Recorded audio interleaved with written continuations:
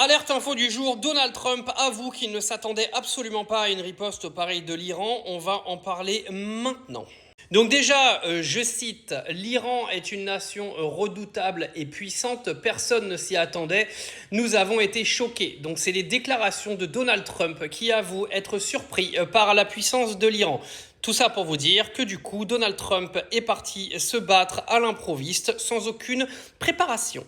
Alors venant de ma bouche, c'est sûr que ça n'a pas spécialement d'intérêt, mais venant de la bouche de spécialistes militaires, c'est d'autant plus impactant. Je vous en parlerai aujourd'hui dans une autre vidéo, mais il y a des spécialistes de l'OTAN qui expliquent que les États-Unis et Donald Trump se sont barrés faire une guerre qu'ils n'ont absolument pas préparée, pendant que l'Iran prépare cette attaque américaine depuis des décennies. Ils ont analysé les guerres en Irak, toutes les différentes guerres que les États-Unis ont menées au Moyen-Orient et la façon dont ils s'y prenaient à chaque fois, et l'Iran a trouvé exactement la parade pour la mettre profond à Donald qui aujourd'hui ne sait absolument plus quoi faire. Parce que Donald, au départ, il disait « Non, mais les gars, les alliés, on n'a pas besoin de vous, etc. » CNN est en train de se foutre de sa gueule aux États-Unis parce qu'ils sont en train de reprendre tous les passages où il se le contredit à chaque fois du jour au lendemain. Le New York Post nous informe que la dernière défense de Donald Trump, elle est extraordinaire, les gars.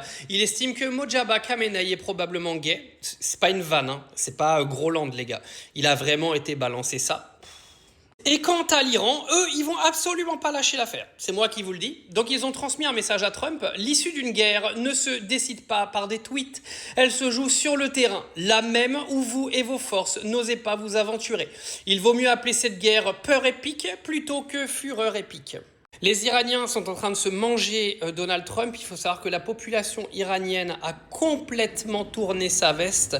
Tous ceux qui étaient là aujourd'hui en train de défendre les intérêts de l'Iran et justement de défendre leur vie par rapport aux mollahs sont en train de tourner leur veste et vont maintenant tous dans la rue pour demander revanche contre les Américains qu'ils ne veulent absolument pas voir arriver sur leur territoire.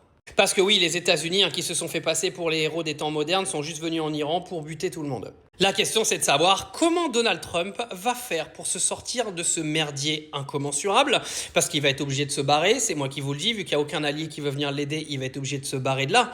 Mais surtout, quelles vont être les relations des États-Unis derrière, avec tous les pays du Moyen-Orient qui se sont fait canarder à cause de Donald Trump.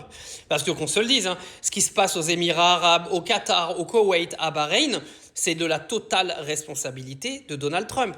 Ces pays-là viennent de perdre ce qu'ils ont construit pendant des décennies par l'attaque d'un décérébré qui a fait une attaque totalement isolée sans prévenir personne.